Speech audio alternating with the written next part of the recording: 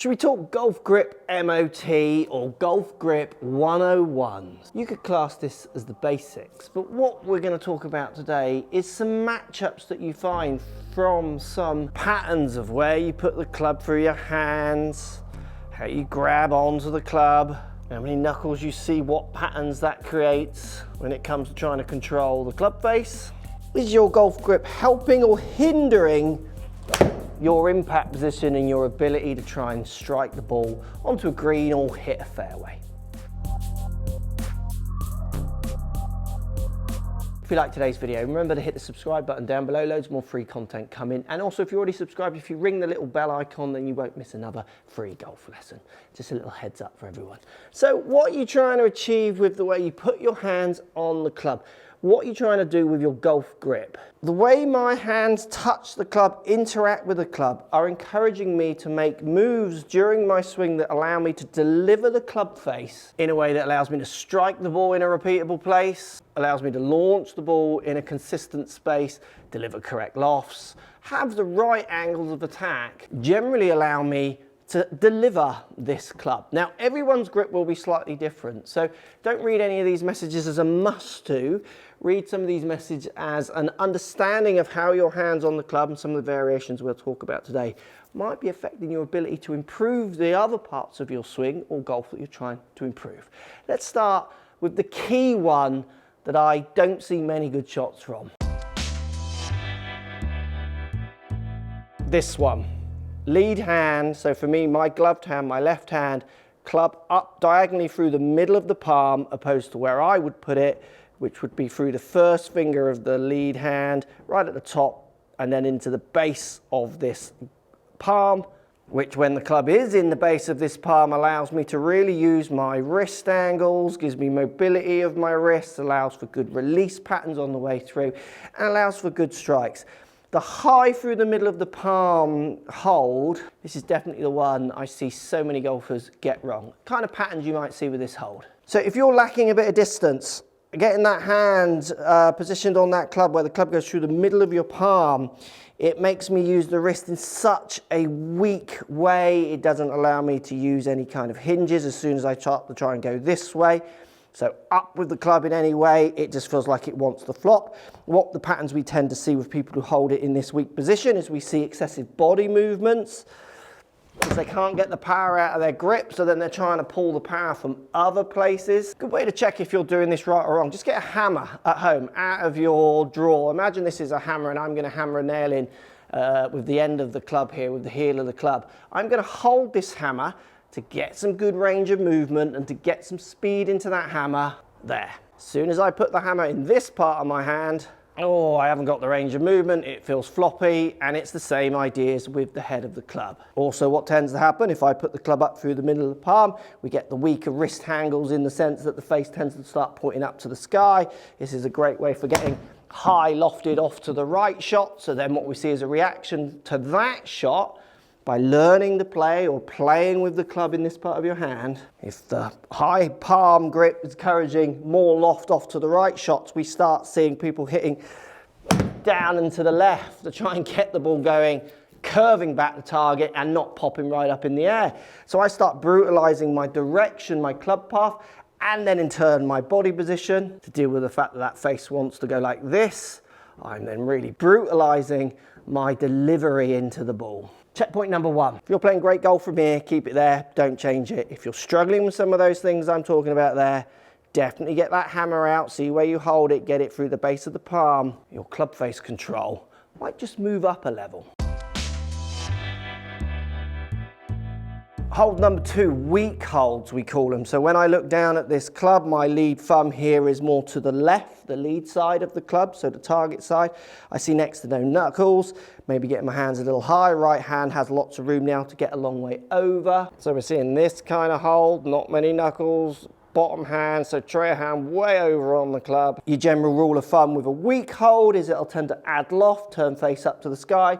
Same pattern of the high right shot if there's not other matchups in there to manage this hold. So again, what happens if you're struggling with this shot, you'll find from a weak grip, this is when we start seeing brutalizations of club paths to the left. We start seeing people trying to really slam the club down and left to manage the face that's got a lot of loft and off to the right to try and now get some kind of functional shot. Now you give me a club like an 8-iron here which has loft, look, I can almost hit the line, it goes up in the air, it works. But you try and do that movement with your extreme club, say your driver, the one with the least loft. Weak hold, low lofted club, we now start seeing extreme ball positions, set up, swing patterns to get some pretty hard to handle curving low drives when you have an extreme hold, let's say in the weak fashion, causing off to the right shots. We now start seeing very weak patterns with clubs that are pushing golfers to their limits with the loft. So if you're one of these golfers, let's make sure, one, the club is nearer here, getting away from here, because the high handle through the middle of the palm encourages a weak hold for most golfers. Let's make sure the thumb on the lead hand is slightly down the right of center, and you're seeing a good 2 to 3 knuckles on this lead hand. Let's get away from this, a little bit more twist, while keeping it in that position of the palm. This gives the right hand more chance of coming a little bit more onto the right side of the grip, so the trail side, and having this V pointing somewhere more up your right arm rather than so far over. If we call 2 to 3 knuckles, lower in the palm, right hand not so far over, so trail hand not so far over. If we call this more the neutral grip, you might find if you're the first matchup here with the weak grip, changing it to this hold allows you to start delivering some proper lofts, getting the ball some proper distances with less curvature. Strong hold, so now I'm seeing all the knuckles on my lead hand. Right hand now starts dialing and falling off the club to the right, making the face feel like it wants to turn this way. Now the trouble with this hold is it creates many patterns, some very dangerous ones. So the classic patterns it creates is a low curving shot to the left, strong grip, turn in the face more over, might get you overturning it to the left.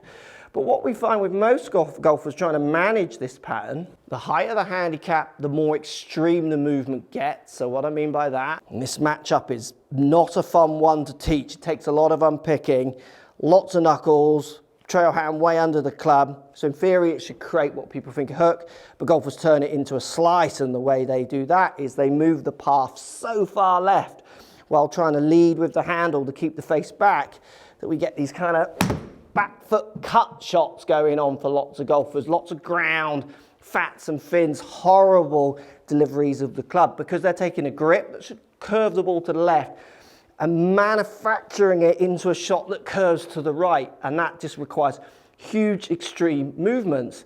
Now the stronger players, and this is a generalization, there's always people outside of these means if you like, but when you get these strong grippers and they've got handicaps, you know, kind of 14, 12, 8s, those kind of things, we see a lot of sliding to manage that club face. So very strong grip, tend to get the handle forward, maybe ball back, impact positions very much sliding across, trying to push the ball out to the right to curve it back, and we see these kind of shots. We see good shots, blocks and overturns. So we get this real wide dispersion with their approach play and drives. You take that to drives. Other things that you see as well with very extreme strong grips, you get players in bunkers where they need to get a lot of loft going on and their grip just doesn't allow them to manage it, and it gives them a big weakness. Again, if you give your grip an extreme movement, there'll be extreme ends of the golf, so a driver less loft, say you're sand wedge out of a bunker trying to apply lots of loft.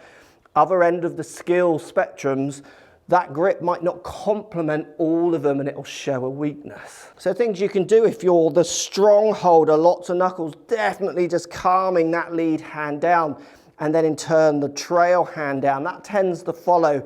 The less my lead hand is turned over this way, the less my trail hand wants to get under the club so much. So just bringing that grip down to 2 to 3 knuckles, then letting that right hand marry into that hold, while at the same time feeling now that you're not maybe sliding and that you are giving a little bit of hip and shoulder rotation through into impact, so coming this way. Often with golfers you find a transformation in their strikes from getting away from these heavy slide movements. Now if you're someone with the very strong grip trying to cut the ball straight, which is generally the higher handicapper, which is not a nice matchup. What often I like to get those golfers doing is making the grip show itself for what it is. So here's a chance now where I wouldn't change their grip, but I would change their actions to try and get their path moving more out to the right, get them not feeling like they're going to cut the ball. And then what happens is they start hitting a few big hooks. So let's pretend I've got a grip that's going to turn the face to the left, but we manage to get their club path straighter through whatever fix, turning back more, feeling like they're swinging out to the right, laying the shaft down, all the many fixes. But then they start getting curvature off to the left that they don't like. They then want to change their grip. So you make it their decision to change the grip. So if you're someone with a strong grip and you're cutting the ball, simply trying to get that ball hooking with that strong grip. So maybe aiming down the right, pushing past it out to the right, get that ball curving, showing that grip up for what it should be, then you'll want to get that grip in that more neutral position.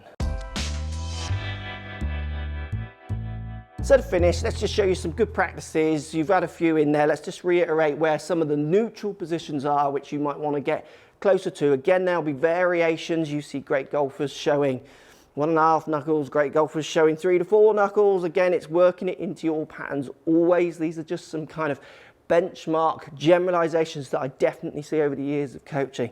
So number one point for you to check at home, even at the range next time you go, harder on the course, good to do this prep before you play. That's the key one.